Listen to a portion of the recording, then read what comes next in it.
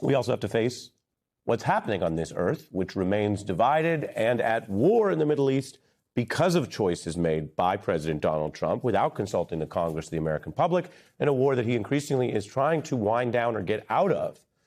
The United States is preparing for new ceasefire talks here this weekend in Pakistan. Vice President Vance will lead the delegation.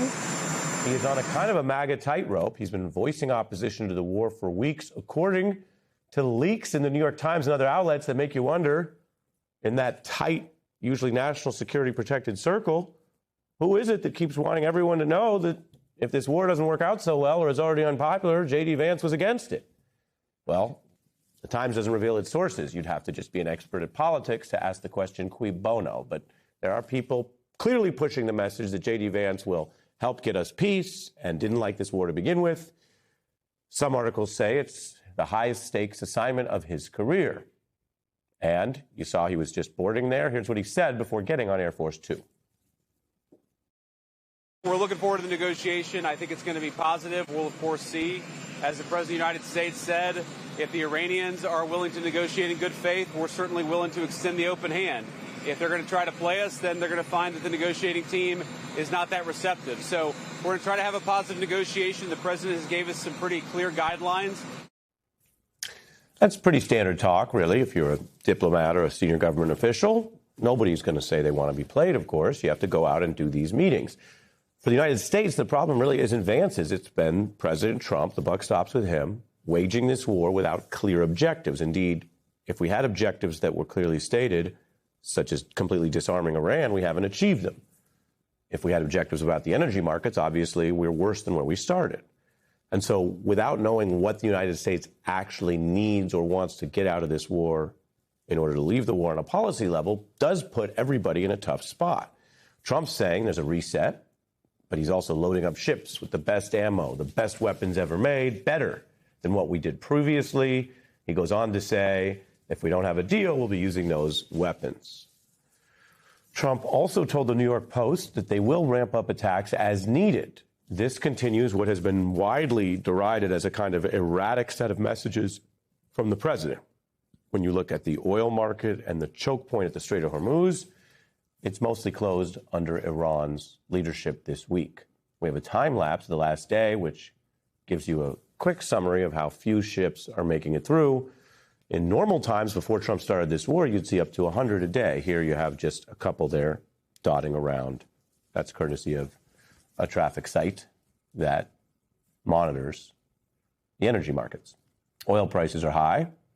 There was a dip over the ceasefire, you can see, but still much higher than where we were.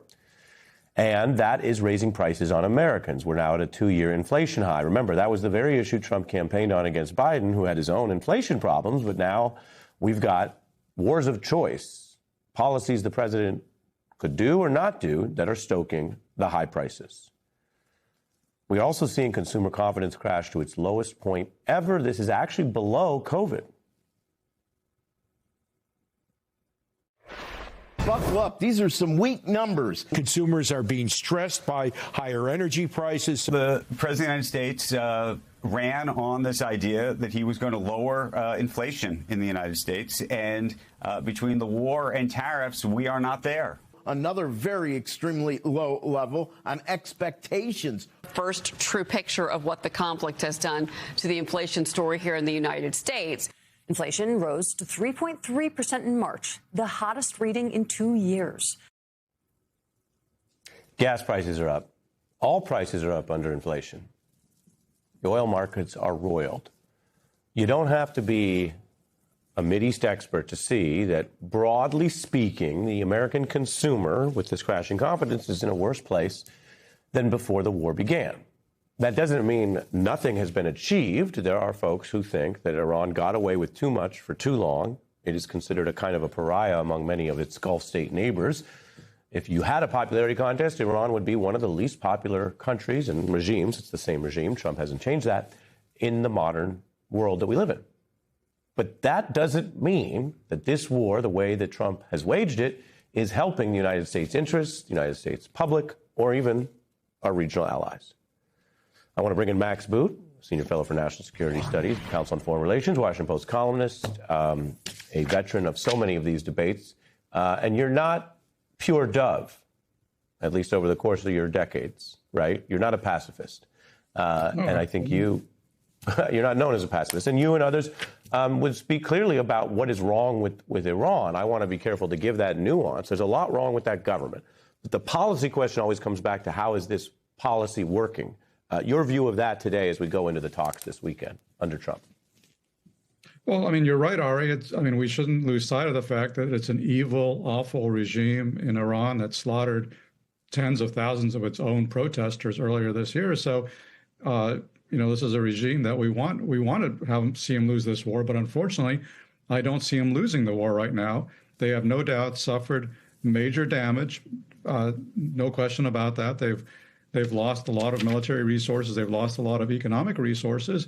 But President Trump has not achieved his stated war aims. He has not eliminated the missile program. They were still firing missiles and drones right up until the second of the ceasefire.